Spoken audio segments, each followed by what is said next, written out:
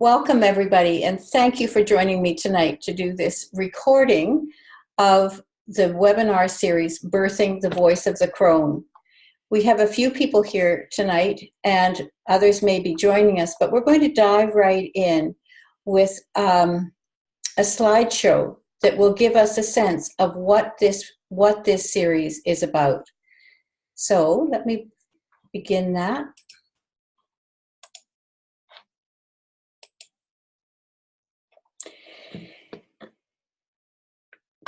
This series is about birthing the voice of the crone.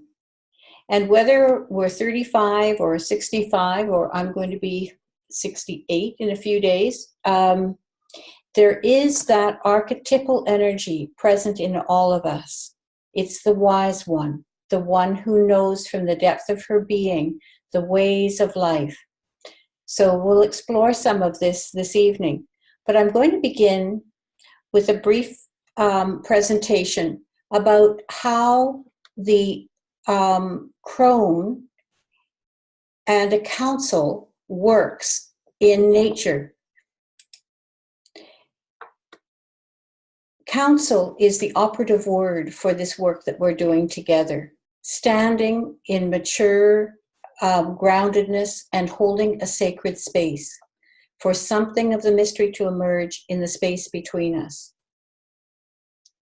Right now, we're living in dark times when, in the ancient past, a council of elders would be called to listen together for wisdom and guidance, to seek ways for how to proceed for the benefit of all beings, not just human beings, but for the land, the creatures, the weather patterns, all the forces that made life safe and fulfilling.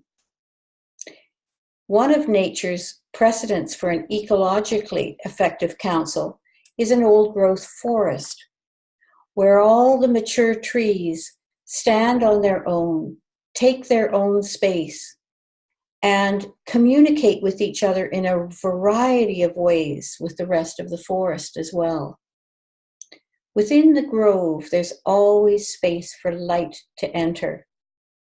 And even though the trees are singular, there is an active communion and a kind of a sharing, actually not a kind of a sharing, a very complex sharing in the upper branches, in the canopy of the forest.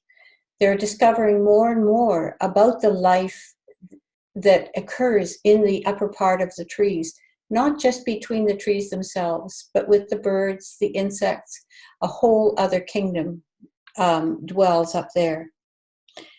This is where the metaphor of our airborne thoughts and energetic exchanges happen, like the internet. It's like the canopy above and yet interconnecting all of us. But also at the roots, the nourishment is exchanged between the roots of different trees. This happens primarily in old growth forests, whereas young forests don't have this depth of interweaving in the root system. And trees will send nutrients to others that are struggling and support them that way in a form of community that is highly inspirational. So this subterranean realm is infinitely complex. So the mature trees represent a kind of cooperative council that is interdependent and not competitive. Meanwhile, standing stones portray another kind of energetic council, and in them we have a sense of timelessness. Their rooted stillness and stable presence allows or invites invisible forces to enter the space in the center of the circle, where things can be held and transformation can occur within this space. If any of you have had a chance to be in a sacred standing stone circle, you'll know that the energy is extraordinary there because it's been cultivated consciously, and the stones take on an energy that heightens their participatory role. I was thinking as I was making this slideshow how trees emulate our flesh, whereas stones may mirror our bones. but both types of circle, a grove of trees or a standing stone of stones. Whoops, I just lost my PowerPoint. Are places where our intentions and dreams and healing can occur without the stones even appearing to have to do anything at all. And that's partly the role of a crone. Less is more. Not a lot of effort is needed in holding this kind of energy. Oops, I keep losing the, okay, there we go. This group of 3 stones doesn't try to compete with each other or compare who's the tallest, the strongest. They're simply holding space. They're intent on just being present. And that too is a quality of Crone.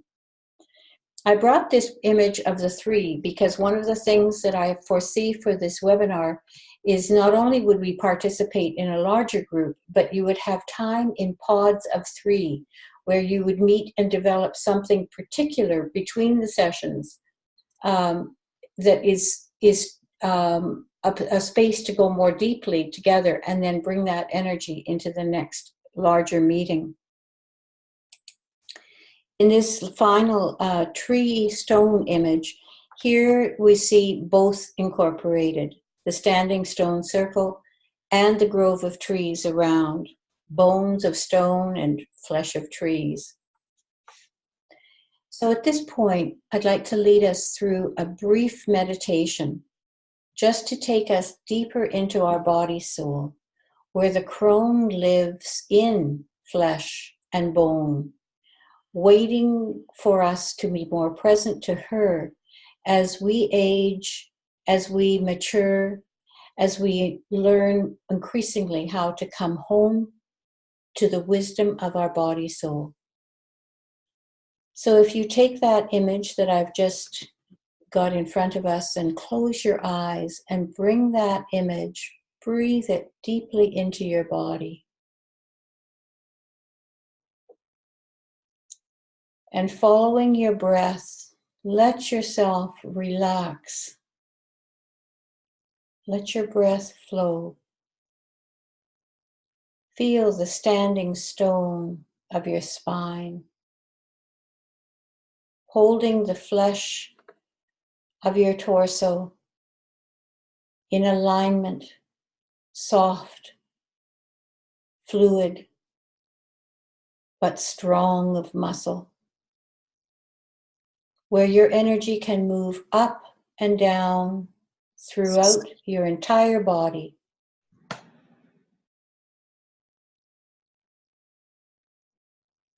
Feel yourself taking up your space in this circle, in this gathering this evening, being present,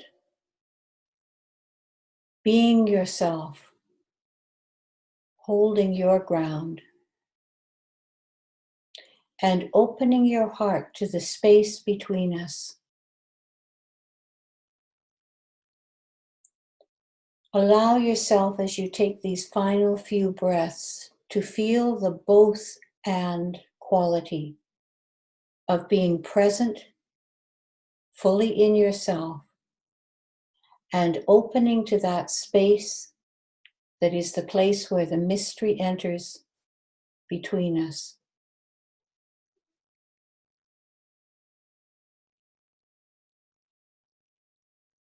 This is the sacred energy, the quality of presence that we would aspire to bring more consciously, more deliberately, more intentionally, month by month for the next cycle of time. And I'd ask you, just in your own heart of hearts, ask, what am I aware of in my body as I sit in council with you this evening? What am I aware of?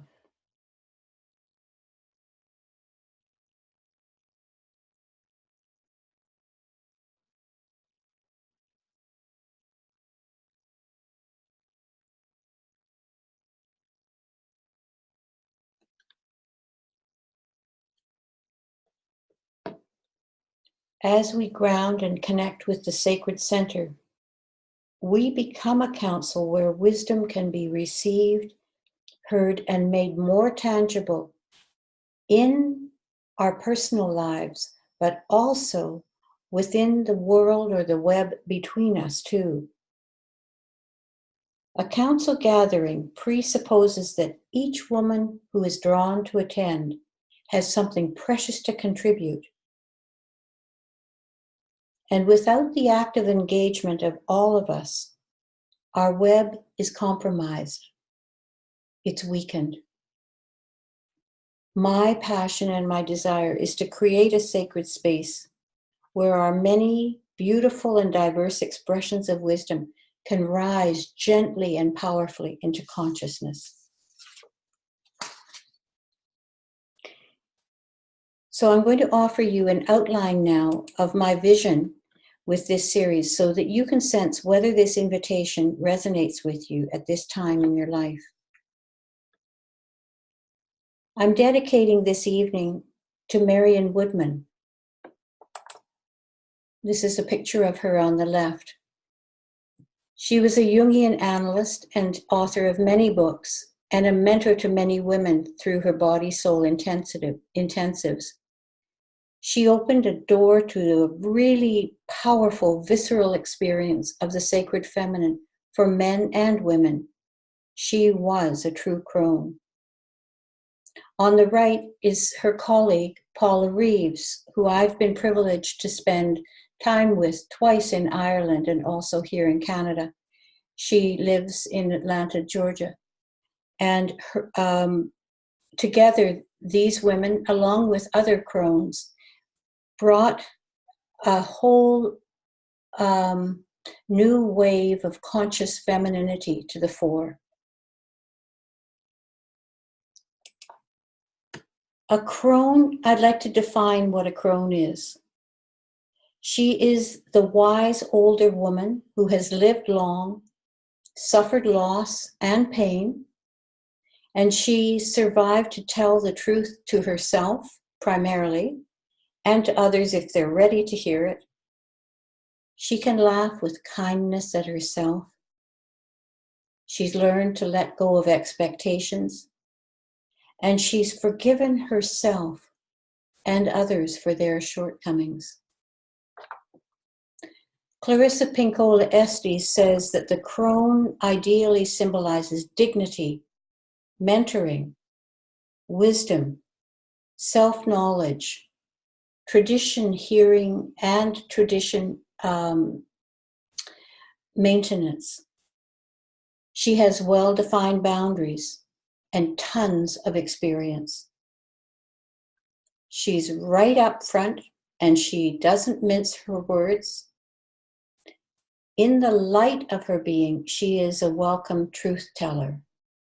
But in the shadow, a crone can be bitter and dry and a critical influence that can tear down any displays of independence in the women around her. And I'm sure we have all experienced the sting of that kind of experience too. These are two more images of crones, the beautiful Maya Angelou on the left, and a face that I just adored when I was looking for some images. We don't know this woman, but we can see her stories on the lines of her face and in the beauty, the deep, beautiful, dark eyes. I would love to have tea with that woman. In Greek mythology, the goddess Hecate was seen as the crone, and she was a triple goddess. See on the right, the three faces? She protected the crossroads of birth, life, and death. And some of Hecate's origins may have come from the Egyptian goddess Hecate, whose name meant all-powerful. So this was a tremendously powerful goddess who later became repressed. Here we see Hecate in the different faces of the feminine, from the maiden on the left, to the fullness of the mother, and then to the crone on the right. But Hecate, the crone on the right, does encompass the activities of the entire feminine experience through all the life. Now, the power of a crone, when I said the Egyptian Hecate was meant all powerful, became a polarizing influence with the male-dominated church, who wanted to eliminate the women who had this power and control them. And they feared the women, the power that they had over healing, over land, over midwifery. And so they were condemned and tortured. And you probably know about the burning times. The women were called hags and witches. And here we have, the fairy tale hag on the left. But in truth, hag, the word hag comes from hagio, Hagio, which means holy. And witch comes from the word wit, W-I-T, and that means wise. On the picture on the right, this is Baba Yaga, whose pipe is made from the skull of a human being. And she was a fearsome figure in various fairy tales. The word crone itself, I'm going to go back one slide. The word crone itself the meaning comes from crown, which means wisdom emanating from the head. So here we have these beautiful words, crone, hag, and witch, becoming denigrated and used against women. And we have consequently become ashamed of these words rather than stepping in and embodying them. Although I don't call myself a hag very much. So now what we have in our culture is a saccharine approach to the crone, where we try to be the fairy godmother and, make magic happen and be pretty and always good. And this is not the energy of the crone, the true crone. We need something more like this. And I'm not saying we shouldn't use face cream and avoid wrinkles, but we do need the clear-eyed, long-toothed, and straight-talking crone who can cut through the projections and the nonsense that's going on in the world and speak truth to power. Now that takes this kind of clear-talking insight that I saw in the face of this remarkable woman. I don't know who she is.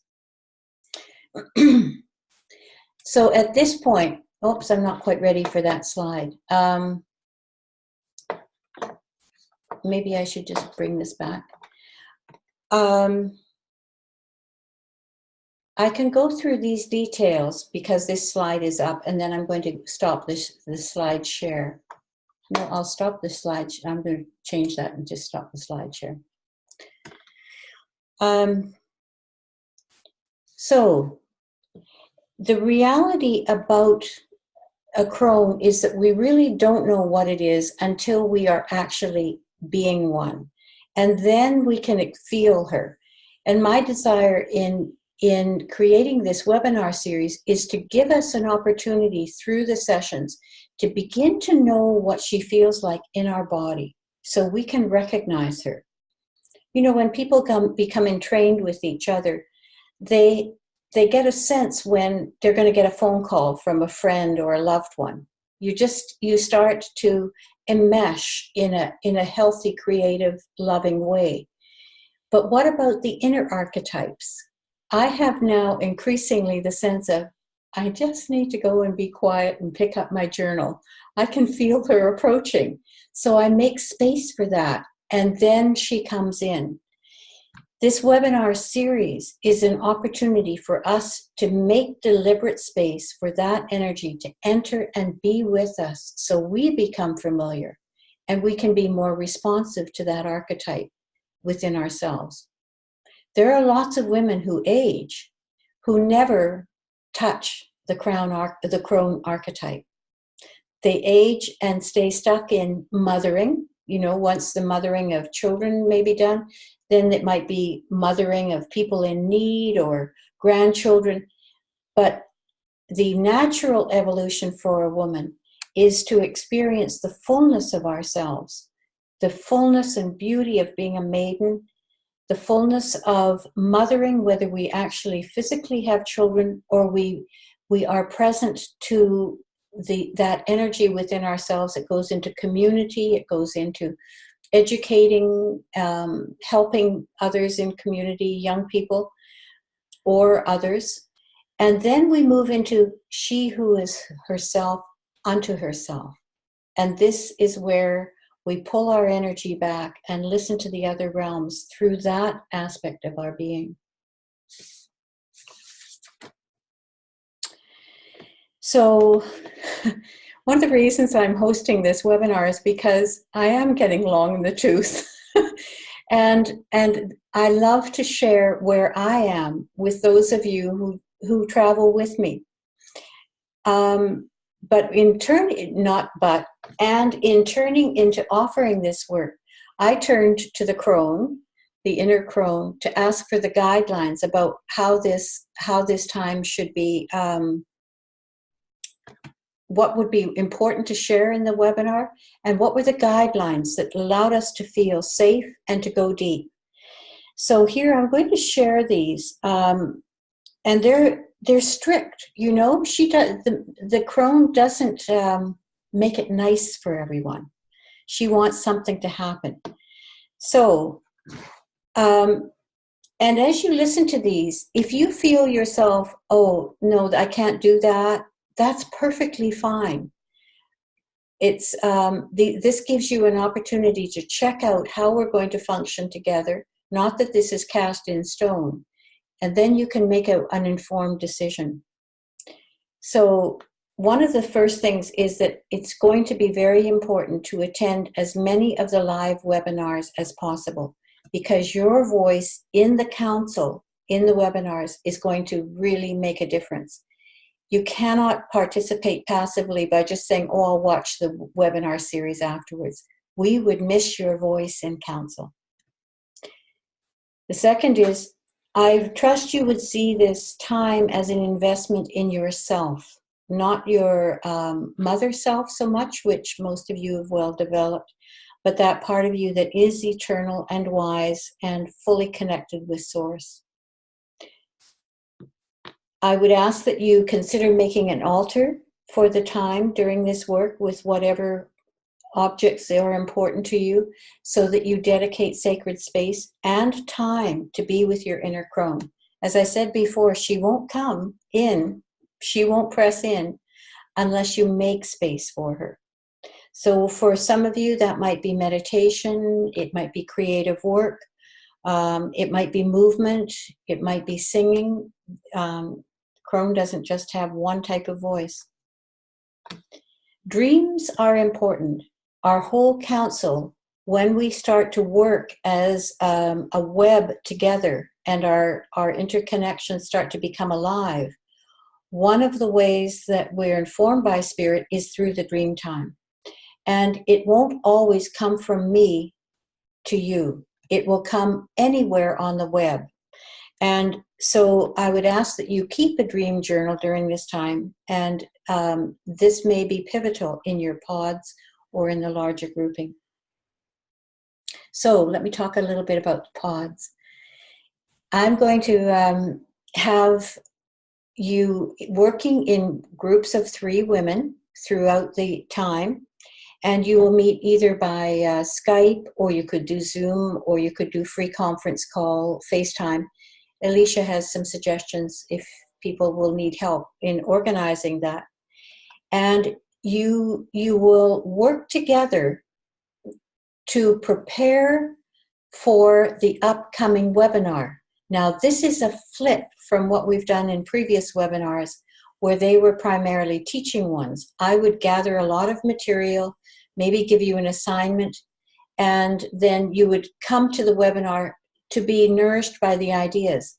This is entirely different.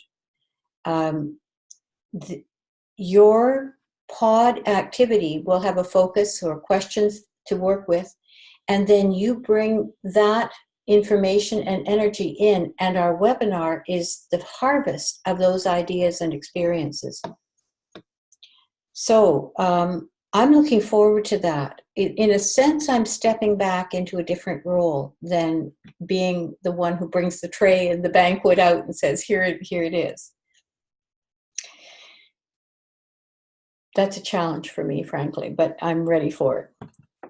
The next thing is, I would ask you to confront the demons that always come up when we start doing deep work. And some of these can be self-sabotage, competition with others, a lack of self-worth. Oh, she's better than me. I don't really like her. How come I'm in this pod with her? Oh, I could have done that better. I could have said that better. I wish I had more time. I wish I'd written it down. All these kinds of things that compromise the emergence of the voice through each of us. I expect you to take care of those demons. That's your work. We all have them. We all have those self-limiting beliefs, but they're just like to a crone. She doesn't waste time fussing about that kind of thing. The last thing is that once we're in this hothouse, I would ask you to contain the wisdom that emerges between us and in your pods, in the webinars, and embody it. Hold the tension like a woman being pregnant, and not share it with others before it's fully grounded in yourself. There will be you will be asked to be confidential so that we're not leaking and saying things to others that they're not ready to hear, and that compromise the appropriate intensity and containment of the whole journey. So the webinar is a womb setting, and it's a sanctuary for the voice of the crone to emerge. I will have a brief teaching time, but the majority of the session will be in open council time. I will have some recommended reading. I love sharing ideas on books, and provide links to other things that come up through the time. But it will be mostly your ideas and input and participation that will drive the evolution of this process. So now I'm going to go back before I open this up for some questions or comments from you, and just go to the technicalities of this. So we're going to be starting the 6 sessions on October the 10th, and they'll go every second Wednesday of the month. The sessions will go from 7:30 to 9 Eastern Time. And the cost is $200 for Americans. That comes out substantially less. You get a great deal. I'm also recommending that each woman do a Refining Your Inner Gold session with me personally before we actually start the series. That way you'll be clearer about your intention, and I can help you with the first webinar theme, which is my role at this time. And I want you to come in with a sense of who you are. She who loves and the soul of the world, or she who dances with the children, or she who knows the way of horses, or she who works with stone. It's not to label all of who you are, but it's to come in with something clearly emergent and powerful of your own truth. So I'm giving a discount. I'm changing this slightly because this is the second introductory webinar. A discount of of half off the $50 Refining Your Inner Gold session if you sign up for the entire series before September 25th. So there's no discount on the overall 6 sessions, 6 webinars, but the inner gold reading, which takes a half an hour to 40 minutes, will only be $25 if you sign up before then. Because this is a highly interactive webinar series, I want to keep the numbers limited to approximately 20 women to give space and time for each person to participate actively. And I don't think this will be an issue, but I certainly would give preference to those who have done previous webinars with me, just because you're more familiar with my work. And Laura, that doesn't eliminate you by any means, but I just want to honor those who have committed to previous events. So on that note, I'm going to stop the share and open up the conversation and ask if you have any questions or comments before we close the evening. And if you have a question, you're welcome to unmute yourself and ask. We'd love to hear your voice. If it's easier, you can also type in the chat box. And I see we have Jody with us as well, who arrived. So we welcome your questions, your voice as well, Jody. And Alicia, please feel free to comment or bring up things that you think I might have missed. Yeah. Well, I really liked hearing about the 6 different themes. Right. I think that gives us a sense of the journey that we're embarking on. Yes. And I don't know where I put that, Alicia. Well, I can share something while you for that. Something that I know that we talked about in the last webinar was about how I will teach our council women how to share their screen as well. So yes. Work with your pod, your creation, whatever you're bringing to our council meeting, our council session. It could be expressed through painting, it could be expressed through a picture or an image. There's a variety of ways that you can bring your voice to our time together, and I will be guiding us all in the technology to be able to share those kinds of things. My journal's downstairs, and I can't put my hand on that information right now. It was in my last newsletter, and it is in the link that I sent to you sent out today, that has a link to my online store. So the six ones are there, and there's a process of going deep, and then coming up at the end to a sense of celebration and a recognition of where we are.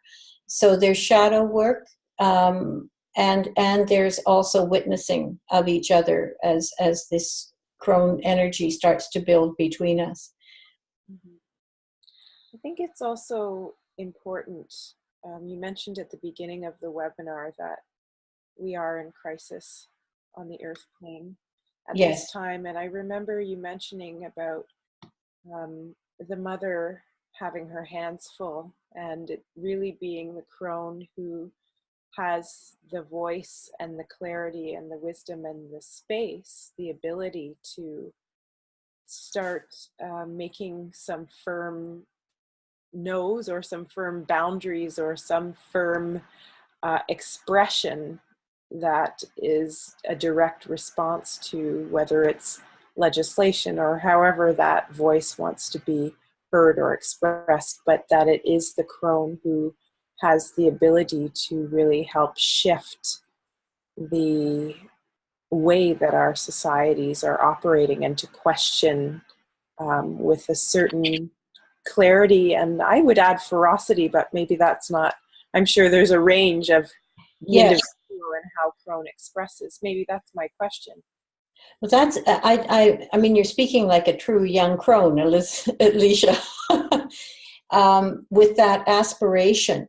And I think one of the things that we will become more conscious of during this time is what is the voice of the crone, or what is our reaction and our outrage that is based on unresolved anger and fear and our own personal issues, because the crone does the work, the inner work of sorting that out.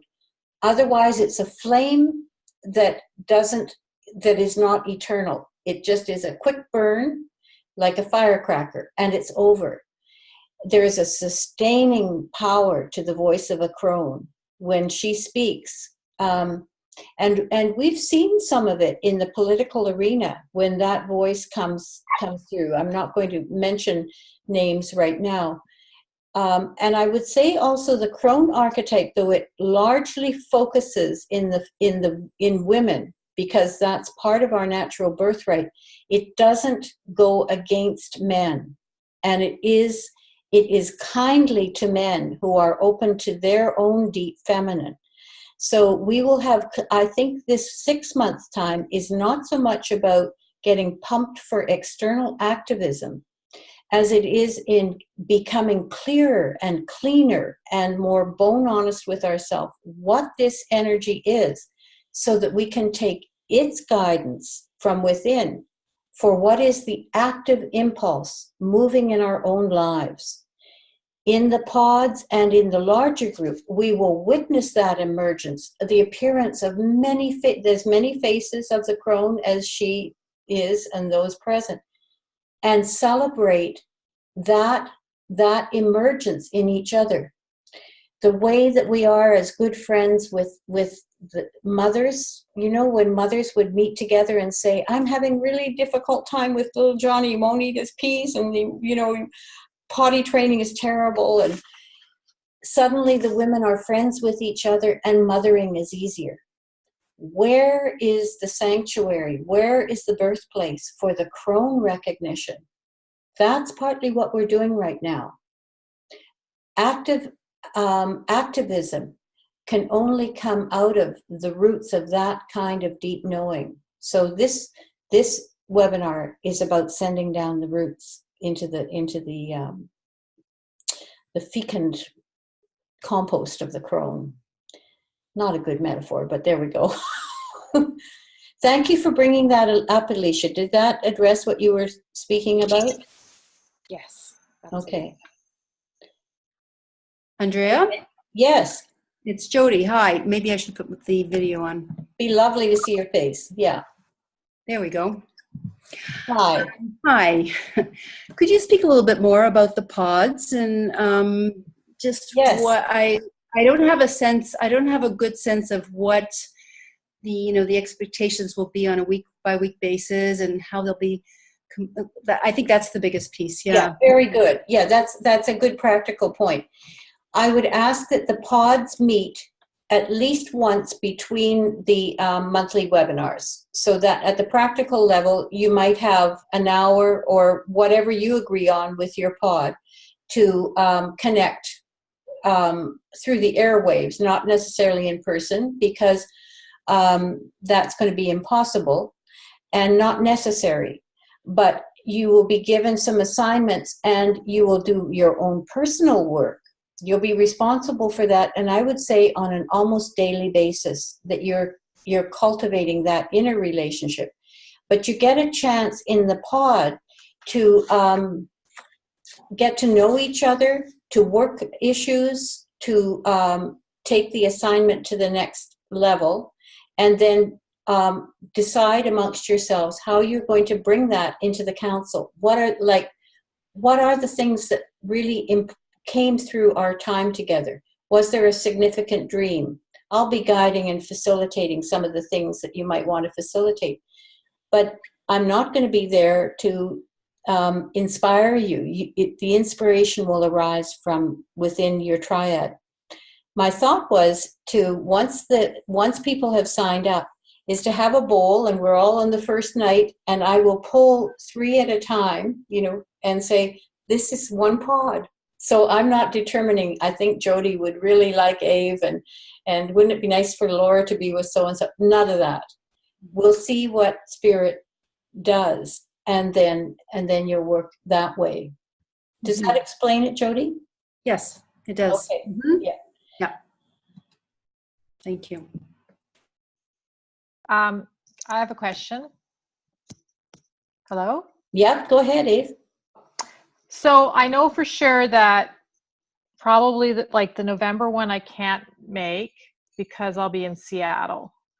So I hope that won't be a problem. I know you don't want us to miss any, but. Well, I think if you missed one, but if you were going to miss 3, I'd say don't do it, No, that won't be the case, but for sure the one, because I'll be away. Okay. So, okay, just double checking. Yes. Yeah. No, that's fine. That's fine. Yeah. And then you can still listen to the recording and connect with your pod, Yeah. and they can represent your voice in council, Yeah. Yeah. No, go ahead. Finish your thought. No, just if you knew that you were going to be away, you would be active in your pod and say, would you please speak this for me or represent that? Okay. Gotcha. So your voice will be carried by others, which sometimes happens, right? In councils. Yeah. Very good. When we were talking about the Crone and activism and stuff, have you heard about the Sinister Seniors with the Canada pipeline? No. Older women. They're all grandmothers in their 70s. One was 80. They were protesting the pipeline because they felt they didn't want their kids to do it because they could afford to be thrown into jail or whatever, and they felt that it was their job to fix what's going on. We created it, we have to fix it. So it's interesting. They've been to jail, and they said the support they got from other jailers was very interesting because some of them were scared. But here is a demographic. It makes me think of the Crone. Yes, now that's one voice of the Crone, and that's what we can sometimes recognize more easily. Yes. Because it's overt action. And we're geared in our culture to look for, what action are you doing? But I would like to cultivate the subtle range of expression that the Crone can take. I was immensely relieved years ago when someone said, my activism is through writing. And this was a Crone I respected. And I thought, oh, thank goodness. I don't have to be down at Parliament. I don't have to do this. Because she moves in me in a very particular way. And a lot of it's very private. So I want each woman to feel like she doesn't have to emulate someone else's expression, but she finds the truth and the potency of her own. I like that idea because I have met someone up here who's very an activist in the more overt sense, and her intensity is hard for me. I just can't. I try to think, what would it be like to be her? And I'm very uncomfortable with it.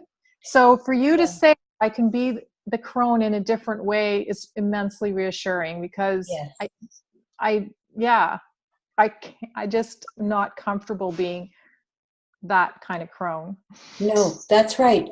And without acquiescing anything, we want to know, I say we in a small grouping this evening, want to know what is the face, what is the voice of the Crone through you, Ave? Yeah. Because if it isn't authentic, it doesn't have any real lasting power. Yeah. Yeah. I agree. Yeah. Thank you. That actually makes me feel really good. Good. I needed to hear that. Laura, do you have any thoughts or questions? Yes, I did want to just share that I'm really excited after hearing your description because I realize how valuable that is going to be to create that space for the Crone to come forth at a deeper level. And So I'm really excited, especially having worked with you so much, because I know how valuable that it's going to be to do that work. And I really appreciate you being willing to facilitate. Well, Right. thank you, Laura. And, you know, I love the one-on-one work where I do get a chance to witness you directly. That's very sacred to me. When we move into a circle work or pod work, something other happens. And I'm getting shivers up my arms even as I say this with you. Something that I would not expect. It's that based on that principle where 2 or 3, here's the group, are gathered in thy name, in the name of the sacred. There am I in the midst. Something happens. And though I love the direct work, this is truly magic and mystery for me. So I'm glad you're interested in being part of this. And you described it so well, and I think the work I've done with you really prepares me to be able to really benefit from this. I would agree. That's partly why I'm asking people to have the personal session first, so we can focus where your intention is. Where am I? Where am I going? What wisdom do I need now? And then what is my name as I move into this work? Mm-hmm. Yeah. Andrea, I wanted to mention just before we go also that I remember you saying that the crone does choose to veil herself and be veiled sometimes. Yes. And I noticed that Jody's choosing when to be seen tonight. And I know some people, we don't always want to be seen on our cameras, and Yes, that's right. Well, for the most part, we will want to have people showing themselves. It's also not forced. If you're feeling to pull the veil, you can choose to turn off your video, and that's okay. That's right. I mean, I had a dear friend here today, and for brunch, and she apologized. She said, "I'm just a mess," and I said, "I'll get the Kleenex." And we had a lovely time together, but she kept bursting into tears. Now, if you were in an evening like this and you were like that, the closing of the veil would be that you would say, "I'm here. I'm fully here. I choose to be veiled tonight," and we would honor that. So there isn't an obligation to have to sort of turn up and look really good. Okay, well, we're not presenting to each other. We are being with each other. There she is. And I like your haircut, by the way, Jody. So I think thanks for bringing that up. I would have forgotten to mention that, Alicia. Could I just say thank you, Alicia, for stating, talking about the elephant in the room.